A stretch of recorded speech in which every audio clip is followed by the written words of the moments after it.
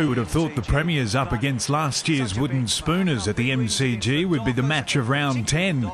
Testament to how far West Coast have come. 5-3 for the year and looking like finals contenders. Josh Kennedy picking up where he left off last week against the Dogs. Here he is, about 5 metres in. Oh, please, Josh Kennedy is a star. They may be the feel-good story of the AFL, but Collingwood by far their toughest test. Bounces off E, but it comes across to Didak out of the congestion. Oh, he's like Val Kilmer in Top Gun. He's the Iceman. The Pies would kick the next 4 to take a 19-point lead into quarter time. West Coast's 123-point win over the Dogs last weekend, now a distant memory. They'd kicked the first of the second through Kerr. Spirals this one down to full forward. Now they've got 2 on 1 here. It goes through for a goal anyway. And with the brakes momentarily applied to the Pies' goal scoring, at their own end at least. Not going to make it. Big flies. And that was interesting.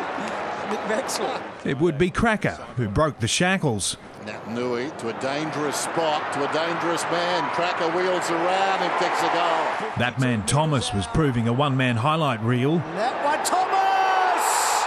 Yes! He'd dish off to Pendlebury that time, doing it all on his own moments later. Now he does, he goes to Thomas, and the danger man Thomas kicks the goal of the afternoon. Oh, we've seen some beauties, but none better than that on his left foot. The Pies extending their lead, 27 points at half-time. The Premiers would go even further ahead, kicking the first 2 of the third. But he's on the board now. Collingwood skip away. Before West Coast began to deliver on their advantage with Cox in the ruck, Josh Kennedy storming back into the game with consecutive goals. He has, so West Coast with a bit of life. Kennedy, well done. But while the Eagles were competitive in the air, they were no match for Collingwood's crummers on the ground. Cracker! Cracker! Cracker! They'd kept the Eagles to just 4 goals in 3 quarters, but Nick Maxwell and Heath Shaw still weren't satisfied with a 40-point lead. They'd sort out their differences in defence, Cloak delivering the first of the final term up forward. And then kicks the ball to a hot spot, Cloak!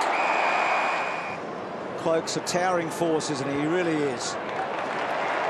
While there were some bright moments for West Coast with Nikoski grabbing a brace. Nice work by Nikoski. And Lacroix strolling into goal. Walks in and delivers. So 3 late goals for the Eagles. Collingwood showing the resurgent Eagles they still have a way to go to be competitive against the league's heavyweights.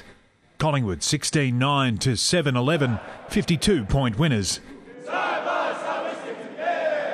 David Murdoch, Big Pond Sport.